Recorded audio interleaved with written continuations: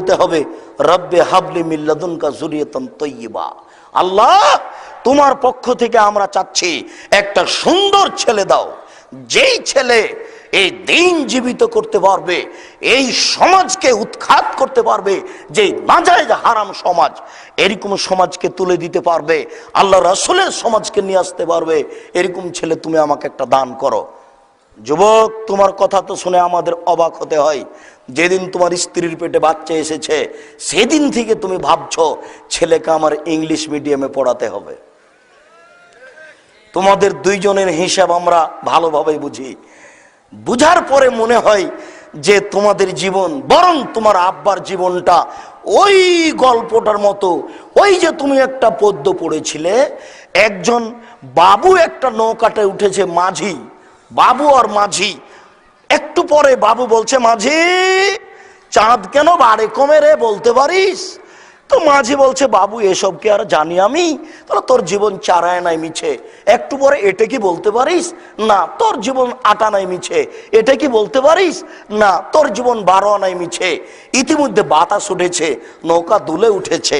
এবার মাঝি বলছে, বাবু সাঁতার জানো বাবু?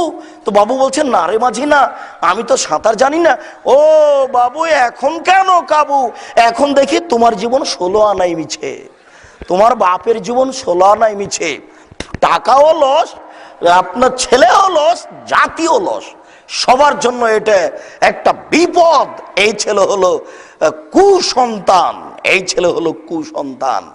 এই ছেলে বাপ মরার পরে তার বাপের ছবিকে সুন্দর করে সাজিয়ে অ্যালবামে দিয়ে সাজিয়ে রাখে, বাড়িতে বেঁধে অ্যালবামে সাজিয়ে রাখে।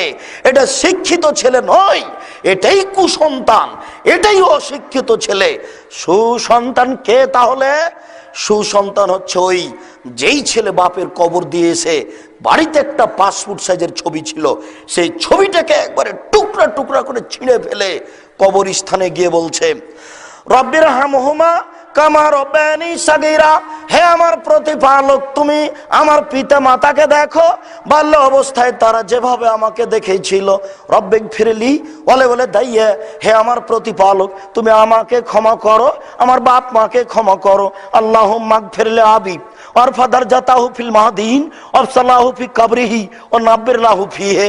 আল্লাহ, তুমি আমার পিতাকে ক্ষমা করো, তাকে উচ্চ মর্যাদা দান করো, তুমি তার কবরকে প্রশস্ত করো, তুমি তার কবরকে আলোকিত করো। আল্লাহুম্মা গফির লাহু, আল্লাহ তুমি তাকে ক্ষমা করো। ওয়ারহামহু, তুমি তার প্রতি রহমত নাযিল করো।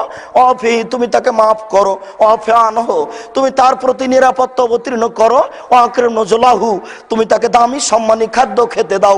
ওয়াসমাদ খালাহু, তুমি তার থাকার জায়গা প্রশস্ত করে দাও। ওয়াগসিলু বিল মাই ওয়া সালজাল বারাদ কামা নাকাইতা সাবল জমিনা দানাস, তুমি তাকে ঠান্ডা স্বচ্ছ পানি দিয়ে ধুয়ে পরিষ্কার করে দাও, যেমন ভাবে সাদা কাপড়কে ময়লা থেকে ধুয়ে পরিষ্কার করা হয়। আবদুলহু দারান খায়রান মিন দারিহি, দুনিয়াতে যে বাড়ি ছিল তার চেয়ে সুন্দর বাড়ি দাও। আহলান খায়রান মিন আহলিহি, দুনিয়াতে যে পরিবার ছিল তার চেয়ে সুন্দর পরিবার দাও। ওয়া জাওজান খায়রান মিন জাওজিহি, দুনিয়াতে যে স্ত্রী ছিল তার চেয়ে সুন্দর স্ত্রী দাও। ওয়াদখিলহুল জান্নাহ, তুমি একে জান্নাতে প্রবেশ করাও। ওয়াজহু মিন আযাবিল কবর, তুমি একে কবরের শাস্তি থেকে বাঁচাও। ওয়া মিন আযাবিন নার, তুমি একে জাহান্নামের শাস্তি থেকে বাঁচাও। এই ছেলে হলো সুসন্তান।